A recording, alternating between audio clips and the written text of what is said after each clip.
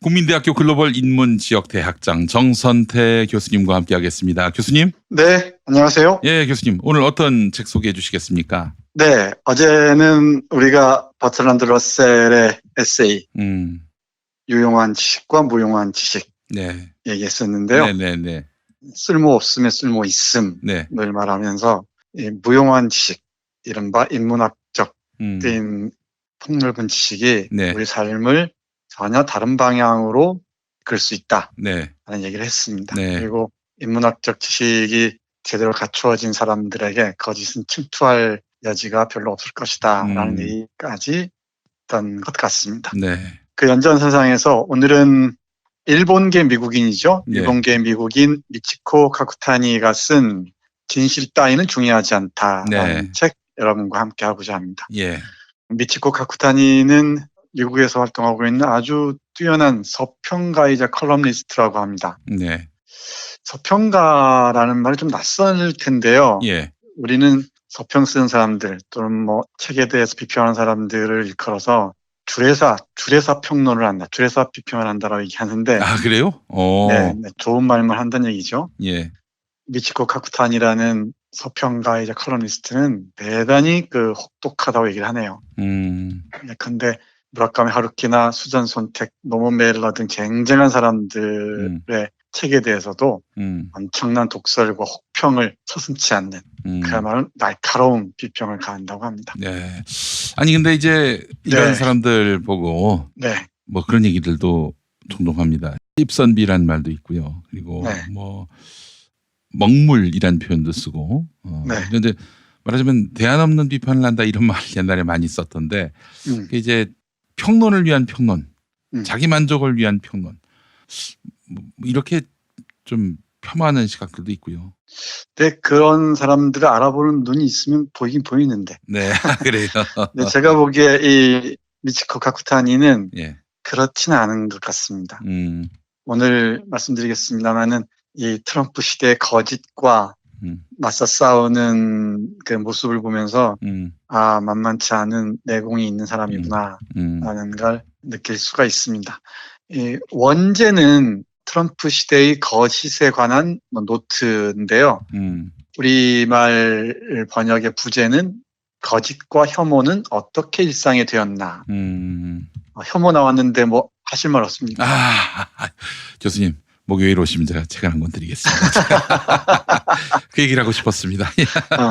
아니 혐오 나왔는데 한 말 있어야죠. 예, 혐오를 혐오하다 새 책을 냈습니다. 예. 그래. 예, 지식의 숲에서 나왔고요. 예, 네. 라면 받침으로 아주 훌륭한 그런 책이 될 것입니다. 예. 지식의 숲 좋은 출판사인데. 아이고 감사합니다, 교수님. 예, 넥서스인가요? 뭐 그 출판사의 인프린트인가? 네, 인프린트 맞습니다. 예. 네. 거짓과 혐오. 예, 정말 트럼프 시대를 상징하는 그런 두 화두가 아닐까 싶습니다. 그렇죠. 예. 그래서 이 트럼프 시대, 그 전부터 나왔던 얘기입니다만은 특히 트럼프가 미국 대통령이 되면서 전면화한 그 말 중에 하나가 포스트 트루스 란 말이에요. 탈진실. 진실 따위는 중요하지 않다는 거잖아요. 거짓이어도 사람들을 유혹할 수만 있으면 그리고 클릭 수만 늘릴 수 있으면 얼마든지 유포가 되고 진실 노릇을 또는 사실 노릇을 할 수 있다는 거죠. 뭐 우리가 요 몇 달 동안 여실히 보지 않았습니까? 네. 이 융단 폭격처럼 퍼붓던 그 잔인한 언어들이 싹 사라졌어요. 네. 놀랍지 않습니까? 뭐 기적과도 같습니다. 네. 뭐 이들에게는 진실이 뭔지 사실이 뭔지 중요하지 않다는 거죠. 제가 이 부분에서 정말 분노를 금할 수가 없는데 당시 조국 장관에 대해서 비난을 퍼붓던 사람들은요. 그의 특권 교육을 사실로 규정하고 온갖 저주와 욕설을 퍼부었습니다. 전 그래서 그랬어요. 만약에 조중동 등 특권 교육을 비난하는 이들이 조국 후보가 물러나서 조국 장관이 물러나서 이 특권 교육을 해체하기 위해서 더 큰 걸음, 더 큰 어떤 실천을 하게 된다면 나는 조국 장관 사퇴에 동조하겠다. 그러나 그럴 자들이 전혀 아니기 때문에 조국 물러나게 해서 문재인 정권 타격 입히는 것이 유일한 목적이기 때문에 조국이 그만두면 정말 아무 일도 없던 듯이 쌩까버릴 그자들 특권 교육에 대해서는 단 한마디도 입에 올리지 않을 저자들의 저런 마타도어 네. 프로파간다에 휘둘리면 안 된다라고 얘기했던 겁니다, 교수님. 훌륭합니다. 그게 정확히 맞아 떨어졌죠. 예. 그야말로 그 중요한 아젠다가 돼야 할 특권의 문제, 공정성의 문제, 네. 특히 이 대학 입시 문제 같은 건 전혀 언급도 하지 않잖아요. 예. 이게 저희가 무엇이 했는지 그대로 드러나는 거죠. 예. 네. 계속 보겠습니다. 네. 이런 그 포스트 트루스 시대, 그러니까 탈진실 시대에는 사실이나 진실보다 거짓이 판을 치면서 우리의 이성과 지성을 마비시켜 나간다는 거죠. 네. 그러니까 이 자본과 권력은 반지성적인 흐름을 끊임없이 조장하고 그리고 기대하고 그리고 그걸 강요하려고 드는 거죠. 이 책은 그 조지 오웰의 1984나 한나 아렌트의 전체주의의 기원 등등을 많이 참조하고 있는데요. 한나 아렌트의 전체주의 기원에 이런 말이 나온다고 하네요. 네. 전체주의 지배의 이상적인 대상은 확신에 찬 나치 당원이나 공산주의자가 아니라 사실과 허구의 차이, 진짜와 가짜의 차이가 더 이상 존재하지 않는 사람들이라고 썼답니다. 예. 그러니까 나치 당원이나 공산주의자들은 뭐 설득하고 어쩌고 그럴 필요도 없어요. 예. 정말 문제가 되는 사람들은 그리고 이 전체주의적인 지배자들이 노리는 바는 대상은 사실과 허구의 차이나 진짜와 가짜의 차이를 구별하려고 생각도 안 하는 사람이라는 겁니다. 그러니까 일단 누군가가 얘기를 하면은 요즘 유튜브에서 많이 얘기하듯이 유튜브에서 얘기했다 그러면은 사실을 받아들이는 거예요. 네. 판단할 능력도 없고 능력을 갖출 생각도 하지 않는다는 것입니다. 이러다 보니까 점점 사람들은 이 선동과 정치 조작에 쉽사리 영향을 받게 되고요. 네. 그리고 그런 특히 독재자들이나 그런 무한 권력을 가진 자들의 손쉬운 희생물이 된다고 합니다. 특히 언론, 그리고 언론을 뒷받침하는 정치 권력, 그리고 자본 권력이 있지 않겠습니까? 네. 그들의 희생물이 된다는 것이죠. 네. 그래서 이런 구성원들의 사실에 대한 무관심이나 이성을 대신하는 그 감정들, 예. 그리고 좀먹은 언어가 어떻게 진실의 가치를 깎아내리는지, 그리고 이것이 미국과 세계에 의미하는 바가 무엇인지 이 책에서는 탐색하려고 한다. 이렇게 밝혀놓고 있습니다. 교수님, 그 전에 홍정도라고요. 홍정도가 누구냐면은 홍석현 씨 아들입니다. 그래요? 예, JTBC의 차기 리더십인데 이 사람이 이제 2015년 9월에 한 말이 있습니다. 2016년인가요? 예. 이 사람이 뭐라고 얘기를 했냐면은 확인되지 않은 사실도 가치 있는 정보다. 이런 말을 했습니다. 예. 그게 언제라고요? 이게 탄핵 전입니다. 근데 하여튼 뭐 그 사람한테 차기 리더십이 넘어갈 그런 시점이었는데 제가 그래서 이 사람의 이런 충격적인 언론관에 대해서 이렇게 표현을 했어요. 흔히 공정보도가 중요하다고 하지 않습니까? 네. 저는 홍정보도라고 얘기합니다. 홍정보도. 홍정도의 말이라서. 이 정말 트럼프의 화법하고 아주 비슷하네요. 예. 네. 이 책에서는 그 트럼프의 거짓과 기만 그리고 혐오에 대해서 정말 그 신랄한 비판을 퍼붓고 있는데요. 네. 우리 도널드 트럼프 대통령이 대통령으로 재직한 첫 해, 그러니까 재작년인가요? 첫 해에 한 해 동안 2140가지의 거짓 또는 허위 주장을 했답니다. 하루에 6번 정도의 거짓말을 했다는 거네요. 그러니까 이게 문제가 뭐냐면은 이걸 거짓을 우리식으로 얘기하면 팩트 체크를 해야 될 거 아닙니까? 네. 근데 팩트 체크가 접근할 수 없을 정도로 거짓말을 퍼부으니까 감당할 수가 없다는 거예요. 예. 그러다 보니까 그래 뭐 믿어줘야지 이런 식으로 가버린다고 얘기하네요. 이 트럼프의 거짓말 자체가 미국 사회를 휩쓸면서 정말 미국의 민주주의 전통은 대단히 그 소중한 점들이 적지 않죠. 네. 민주주의 전통이나 그 언론의 문제, 사법제도 이런 것까지를 완전히 만신창이로 만들어놨다고 얘기를 합니다. 그러니까 트럼프에게는 우리 저자의 말을 빌리면은 개인적인 것이 곧 정치적인 거래요. 개인적인 관심사나 개인적인 이해관계가 정치적인 것이고 그게 미국의 이익과 바로 직결되는 것처럼 판단한다는 것이죠. 이게 과대망상증, 네. 자아비대증 이런 표현을 쓰기도 하는데 한국의 보수도 이러지 않습니까? 네, 이 얘기 들으시는 분들은 다 아마 알아드실 겁니다. 예. 전 아무개 무슨 이런 이름 얘기하지 않아도 금방 알아들으실 겁니다. 예, 이 과대망상증과 자아비대증에 빠져서 온갖 거짓이 마치 사실인 것처럼 스스로 자아최면에 걸려 들어버린 거예요. 그 과정에서 이제 상식과 비상식이 전도돼 버리고요. 뒤집혀 버리고. 그러다 보니까 오늘날 미국은 뉴스와 정치가 거의 다 오락화해 버렸다 그래요.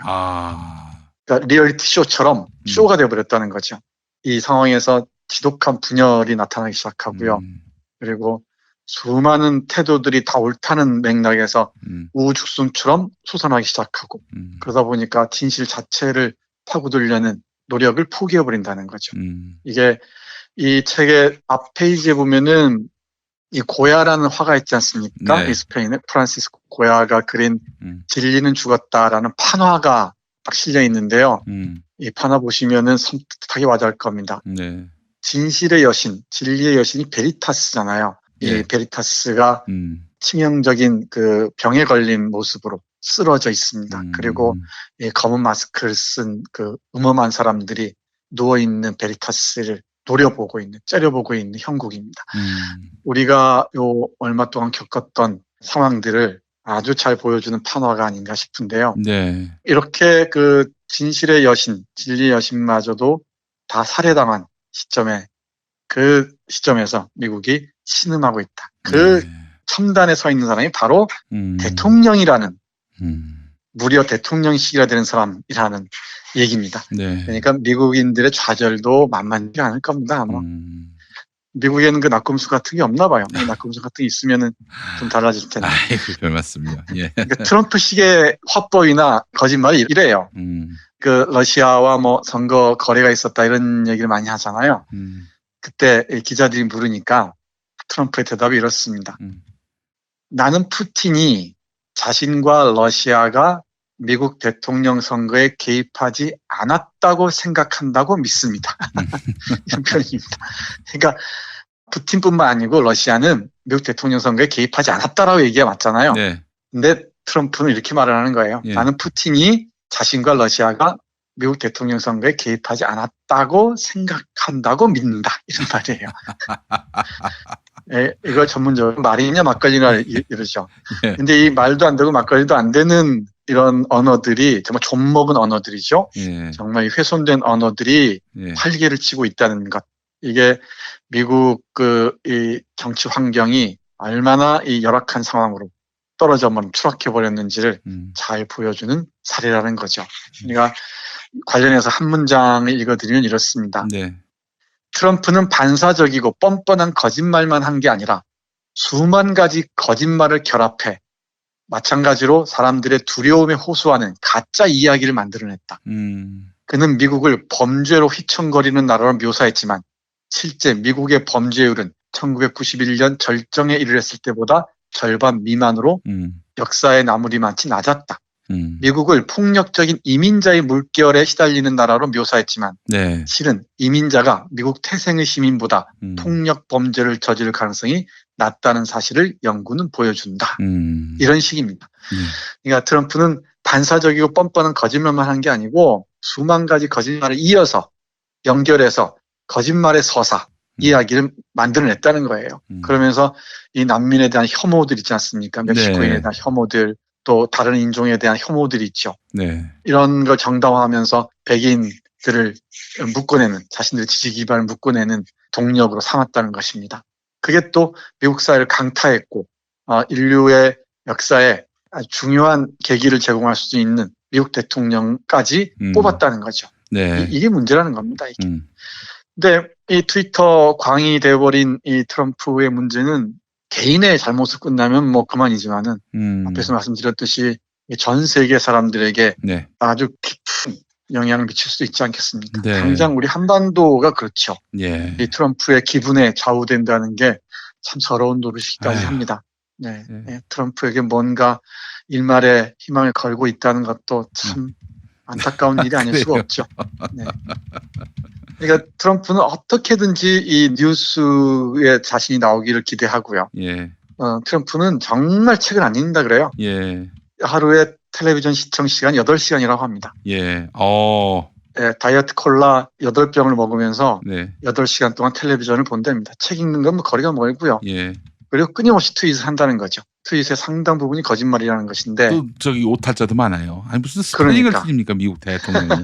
예. 여기서 관련해서 이런 얘기를 해요.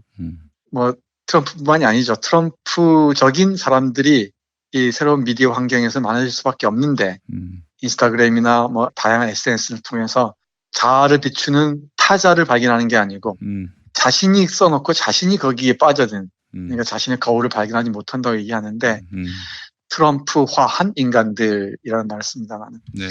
관련해서 짤막한 문장 보면 이렇습니다. 네. 조회수가 전부이고 오락과 뉴스의 경계가 점점 흐릿해지는 웹에서는 선정적이거나 귀괴하거나 충격적인 자료가 검색 순위 최상위에 오르고 우리 뇌의 비열한 부분, 즉 공포와 증오와 분노 같은 원초적 감정에 호소하는 게시물도 마찬가지로 최상위에 노출된다. 아니, 보세요. 기괴하거나 선정적이거나 충격적인 자료가 최상위에 오르죠. 네. 검색 순위.